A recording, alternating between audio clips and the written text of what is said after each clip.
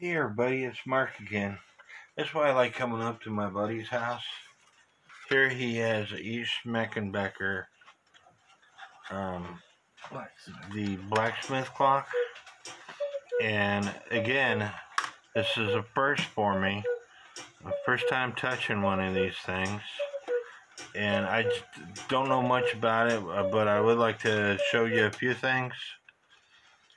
It's got the strike here instead of cuckoo.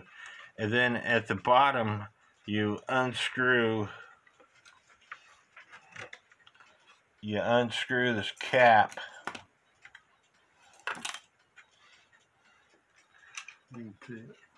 and it takes a D-size battery that you push in, and then when you put the cap on, there's a connector right here, and there's a connector right here.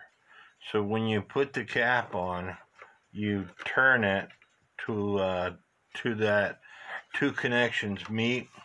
And what is supposed to happen when the chains are pulled,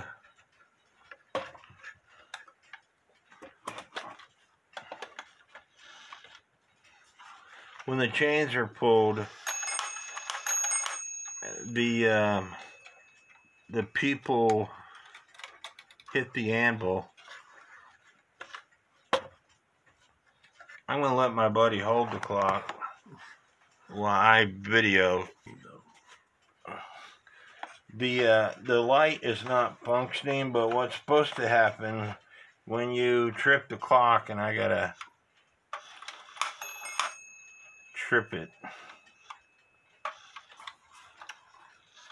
The lady comes out, and the people using the anvil hit the anvil.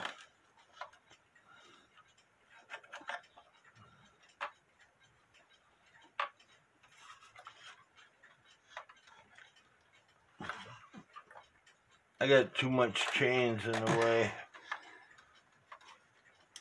But anyway, what's supposed to happen is when the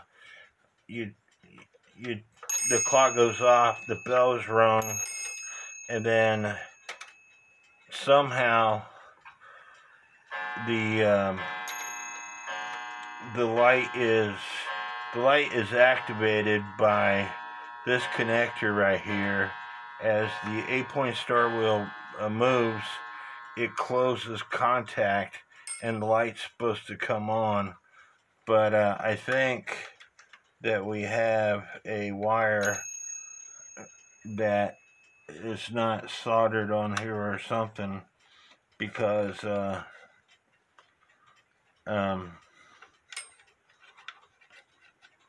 there's one wire here that doesn't have any wire sticking on it. There's only 2 wires. There's only 2 wires? Yeah. That's how much I know about electricity.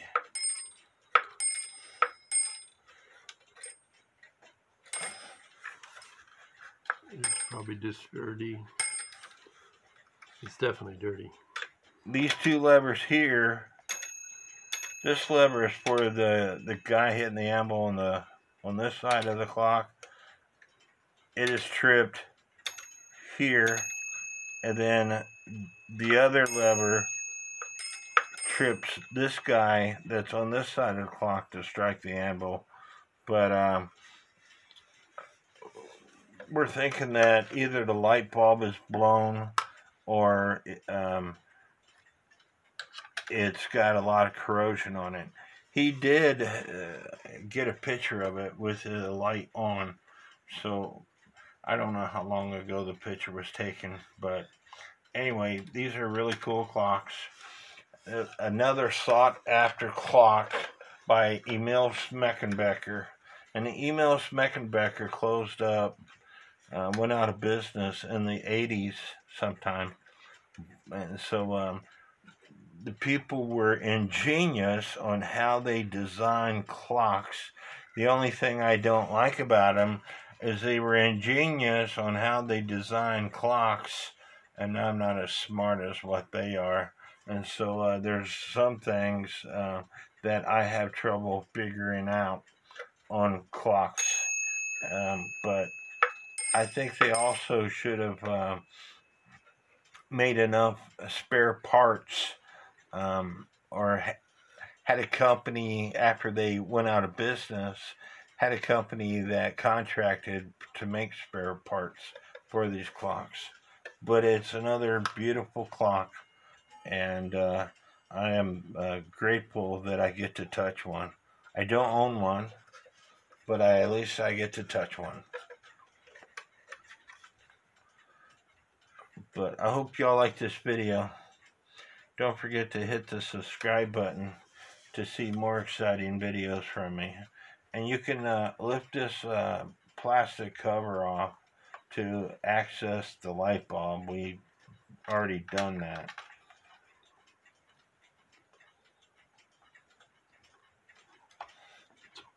Here's the light bulb. It is right there. So we're going to take an ohms meter to it and see whether or not we're getting ohms. Again, may God bless. Please hit the subscribe button.